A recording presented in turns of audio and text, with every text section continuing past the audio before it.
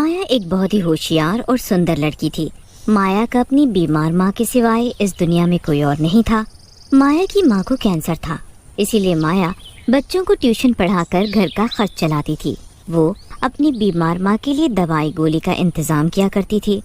एक रोज माया मंदिर में भगवान से बोलती है, भगवान जी, आप तो जानते ही हो कि मेरी माँ को कैंसर है, इसीलिए उनका ऑपरेशन करना बहुत जरूरी है और ट्यूशन के पैसे से तो बस घर का खर्च ही चल पाता है। भगवान जी प्लीज कुछ कीजिए ना कि मेरी किसी बड़े अच्छे से स्कूल में टीचर की नौकरी लग जाए। माया मंदिर में भगवान की मूर्ति के सामने ऐसे बोल ही रही होती है कि तभी माया को विकासपुर के मॉडर्न स्कूल के प्रिंसिपल सर का फोन आता है। हेलो माया जी, मैं विकासपुर के मॉडर्न स्कूल का प्रिंसिपल बोल रहा हूँ। आप कल से स्कूल ज्वाइन कर सकती हैं, तो प्लीज टाइम पर स्कूल आ जाना। ये खबर सुनते ही माया खुशी से झूमने लगती है। अरे वाह भगवान जी, आपने तो मेरी सिलेक्शन सीधे विकासपुर के मॉडर्न स्कूल में करा दिया। फिर अगले ही दिन माया टाइम पर स्कूल पहुंचती है। माया जी, आपको 12वीं क्लास के बच्चों को पढ़ाना है जो कि बहुत ही शरारती हैं। छोटे बच्चों को तो शरारत करने पर डांट कर चुप कराया जा सकता है, पर बड़े बच्चों को डांट कर चुप करना बहुत ही मुश्किल काम है। सर आप चिंता मत कीजिए, मैं सब संभाल लूंगी। ऐसा बोलकर माया 12वीं क्लास में जाती है और देखती है कि सभी बच्चे आपस में बातें कर रहे हैं। गुड मॉर्निंग स्टूडेंट, मैं आपकी न्यू टीचर माया हूँ और अब से मैं ही आपको पढ़ाऊंगी। स्टूडेंट विक्रम अपने दोस्त जीवेश से बोलता है, यार ये लड़की हमारी टीचर है। अरे मुझे तो ये टीचर कम स्टूडेंट ज्यादा लग रही है। कुछ भी कहो, टीचर जी हैं बड़ी खूबसूरत। ऐसे बोलकर दोनों जोर जोर से हंसने लगते हैं। तुम दोनों आपस में क्या बातें कर रहे हो जो तुम्हें इतनी हंसी आ रही है? टीचर जी, आपको हमारी बातों पर दिलचस्पी दिखाने की जरूरत नहीं है, बल्कि आपको तो हमें बढ़ाने में दिलचस्पी दिखानी चाहिए। जीवेश की बात सुनकर क्लास के सभी बच्चे जोर जोर से हंसने लगते हैं। माया को ये देखकर बहुत गुस्सा आता है। माया अपने मन में बोलती है, अभी इन बच्चों पर गुस्सा करना ठीक नहीं होगा। ऐसा बोलकर माया बच्चों को पढ़ाना शुरू कर देती है कि तभी वे देखती है कि जीवेश का ध्यान पढ़ाई पर नहीं है। ये देखकर माया को बहुत गुस्सा आता है और उसे बोलती है, जीवेश, क्या तुम्हें पता नहीं कि स्कूल में स्टूडेंट को फोन लाना अलाउड नहीं है? तुम स्कूल में पढ़ने आते हो या फिर गेम खेलने? अब ये फोन तो तुम्हें नहीं मिलने वाला। आप इस स्कूल में अभी नई आई हो ना, इसलिए मुझे नहीं जानती हो कि मैं जीवेश मल्होत्रा, रविंद्र मल्होत्रा का बेटा हूँ। मेरे डैड इस शहर के बहुत बड़े और नामी बिजनेसमैन हैं। अगर उन्हें पता चला कि आपने मेरा यानी कि जीवेश मल्होत्रा का फोन छीना है तो आप गई काम से। तुम किसी के भी बेटे हो, ये फोन तो तुम्हें अब नहीं मिलेगा। यार मैडम जी बहुत सुंदर है तो रौब तो दिखाएंगे ही, और अभी तू शांत रह, इस माया को बाद में मजा चखाएंगे।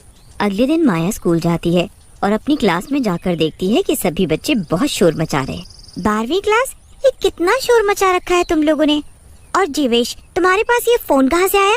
टीचर जी, आपको क्या लगा आप मुझसे मेरा फोन छीन लोगे तो मैं स्कूल में फोन नहीं ला पाऊंगा? आपने मुझसे मेरा एक फोन छीना तो देखो मैं आज दूसरा फोन ले आया। वैसे मैम आज आप एकदम मस्त लग रही हो, जरा मेरे साथ मेरे न्यू फोन में सेल्फी तो खिंचवा लो। यार विक्रम तू भी आजा, हम साथ में सेल्फी खिंचवाते हैं। ऐसे बोलकर जीवेश और विक्रम माया के पास जाकर खड़े हो जाते हैं और जीवेश मैम के साथ जबरदस्ती सेल्फी लेने लगता है। ये देखकर माया को बहुत गुस्सा आता है और वो गुस्से में जीवेश और विक्रम को गाल पर एक जोरदार थप्पड़ मार देती है। ये देखकर क्लास के सभी बच्चे जीवेश और विक्रम पर जोर जोर से हंसने लगते हैं। माया जीवेश से उसका फोन लेकर प्रिंसिपल सर को दे आती है। मैम आपने मुझे थप्पड़ मारकर अच्छा नहीं किया, अब देखना मैं आपका क्या हाल करता हूँ। जीवेश, मैम को अभी कुछ भी कहना ठीक नहीं होगा, इससे तो हम बाद में सबक सिखाएंगे। कुछ ही देर में स्कूल की छुट्टी हो जाती है। सभी बच्चे और टीचर स्कूल से घर जाने के लिए निकल जाते हैं।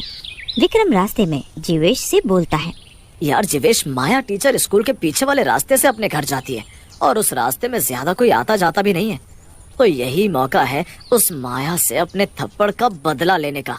विक्रम और जीवेश माया को रास्ते में रोक लेते हैं और माया से बोलते हैं, क्यों टीचर जी, हमें थप्पड़ मारकर बड़ा मजा है ना आपको? अब हम दोनों आपका वो हाल करेंगे जो आपने सपने में भी नहीं सोचा होगा। अरे विक्रम, जरा टीचर के हाथ तो पकड़ना। विक्रम, ये क्या कर रहे हो तुम? देखो मैं कहती हूँ मेरा हाथ छोड़ो, हाथ छोड़ो मेरा। तभी जीवेश अपनी जेब से ब्लेड निकालकर माया के हाथ पर जोर से कट मार देता है। माया जोर से चिल्लाती हुई विक्रम से अपने आप को छुड़ाकर वहाँ से भागने लगती है कि तभी एक कार माया को टक्कर मारकर निकल जाती है। अरे यार विक्रम, ये क्या हो गया? माया टीचर के सर से तो बहुत खून बह रहा है, कहीं ये मर गई तो? यार हम दोनों को यहाँ से भागना ही ठीक होगा। और ऐसे बोलकर दोनों दोस्त वहाँ से भाग निकलते हैं। कार से टक्कर लगने से माया की मौत हो जाती है और वो एक डरावनी चुड़ैल बन जाती है। नहीं नहीं, मैं मर नहीं सकती। अभी तो मुझे मेरी बीमार माँ का कैंसर का ऑपरेशन भी करना है। अगर मैं तो मरकर एक चुड़ैल बन गई, मेरी मौत का जिम्मेदार वो कार वाला नहीं बल्कि जीवेश और विक्रम है। मैं छोड़ूंगी नहीं उन दोनों को, बिल्कुल नहीं छोड़ूंगी मैं। ऐसे बोलकर चुड़ैल फिर से माया के रूप में बदल जाती है और अगले दिन स्कूल पहुंचकर अपनी क्लास में जाती है। माया को सही सलामत देखकर विक्रम और जीवेश के होश उड़ जाते हैं। यार जीवेश, ये माया टीचर तो बिल्कुल ठीक है। कार से टक्कर लगने के बाद भी इन्हें कुछ नहीं हुआ। माया बुक लेकर बच्चों को पढ़ाना शुरू करती है कि तभी जीवेश अपना नया फोन निकालता है। माया विक्रम और जीवेश को देख लेती है और दोनों के पास जाकर उनसे उनका फोन छीनकर डस्टबिन में फेंक देती है और वे एक चुड़ैल के रूप में बदल जाती है। माया टीचर को चुड़ैल के रूप में देखकर क्लास के सभी स्टूडेंट थर-थर कांपने लगते हैं। बहुत मजाक बनाया है तुम बच्चों ने मेरा, और बहुत शोर मचाते हो ना तुम सभी, तो अब शोर मचा कर दिखाओ। अरे क्या हुआ? शोर मचाओ ना शोर। चुड़ैल जोर से हंसते हुए बोलती है। क्या हुआ? आज पूरी क्लास एकदम शांत है। सबको शांत होना भी चाहिए क्योंकि मैं माया टीचर नहीं बल्कि मैं माया चुड़ैल हूँ और अब सबसे पहले सजा विक्रम और जीवेश को मिलेगी।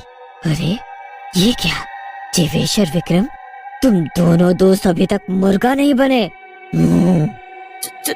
चुड़ैल जी, हमें माफ कर दो। हमने तो कुछ ऐसा नहीं किया है जो आप हमें इतना डरा रही हो। विक्रम की बात से चुड़ैल को गुस्सा आ जाता है और वे विक्रम को डंडे ही डंडे मारने लगती है। अरे चुड़ैल जी, मेरे दोस्त को इतना क्यों मार रही हो? छोड़ दो बेचारे को। इसे तो मैं नहीं छोड़ूंगी और साथ में तुझे भी अच्छा सबक सिखाऊंगी। ऐसे बोलकर चुड़ैल जीवेश का गला पकड़ लेती है। जीवेश जोर से चिल्लाते हुए बोलता है। अरे चुड़ैल छोड़ दो, तू मेरे डैड को नहीं जानती हो। अगर उन्हें पता चला कि तूने मेरा गला पकड़ा है और मुझे बहुत मारा है तो वो जिंदा नहीं छोड़ेंगे तुझे जान से मार डालेंगे। चुड़ैल जोर से हंसते हुए बोलती है। तुम दोनों ने मुझे जिंदा छोड़ा ही कहाँ है जो मुझे मार डालोगे, मगर अब मैं तुम दोनों को नहीं छोड़ूंगी। तुम दोनों को जान से मार डालूंगी। जीवेश का शोर सुनकर प्रिंसिपल सर वहाँ आ जाते हैं और चुड़ैल को देखकर उनके होश उड़ जाते हैं। हे भगवान, ये क्लास में चुड़ैल कहाँ से आ गई? अरे बच्चों, आपकी माया टीचर कहाँ है और ये चुड़ैल क्लास में कहाँ से आ गई? क्लास का बच्चा रोहन प्रिंसिपल सर से बोलता है। प्रिंसिपल सर, ये चुड़ैल ही माया टीचर है। माया, तुम एक चुड़ैल हो और तुमने जीवेश का गला क्यों पकड़ा हुआ है? अरे छोड़ दो इस बेचारे को, नहीं तो ये मर जाएगा। नहीं छोड़ूंगी, इस विक्रम और जीवेश को जान से मार डालूंगी। इन्हीं की वजह से मैं चुड़ैल बनी हूँ। फिर चुड़ैल प्रिंसिपल सर को सारी बात बताती है। ये क्या किया तुम दोनों ने? तुम्हारी वजह से माया मैम की मौत हो गई। अरे तुम दोनों को पता भी है कि माया मैम के सर पर उनकी बीमार माँ की कितनी बड़ी जिम्मेदारी थी। उन्हें अपनी माँ के कैंसर का ऑपरेशन भी कराना था। अब बेचारी माँ का क्या होगा? हमें माफ कर दो टीचर जी, हमें इस बात का जरा भी अंदाजा नहीं था। हमें माफ कर दो। नहीं, मैं तुम दोनों को नहीं छोड़ने वाली। तुम्हारी वजह से मैं अपनी माँ से दूर हो गई। मेरे सिवा उनका कोई नहीं है। अब उनका कैंसर का इलाज कैसे होगा? कौन उनका ख्याल रखेगा? पता मुझे। जीवेश और विक्रम को अपने किए पर बहुत पछतावा होता है और वो दोनों चुड़ैल से हाथ जोड़कर माफी मांगते हैं। चुड़ैल जी, मैं आपसे वादा करता हूँ कि मैं आपकी माँ का कैंसर का ऑपरेशन कराऊंगा और उनकी पूरी देखभाल भी करूंगा। आप मुझे एक मौका तो दो। जीवेश की बात सुनकर चुड़ैल जीवेश को छोड़ देती है और जीवेश अपनी बात के कहे अनुसार माया की माँ का ऑपरेशन करता है और उनका पूरा ध्यान भी रखता है। ये देखकर माया की आत्मा को मुक्ति मिल जाती है और वो आखिरकार वहाँ से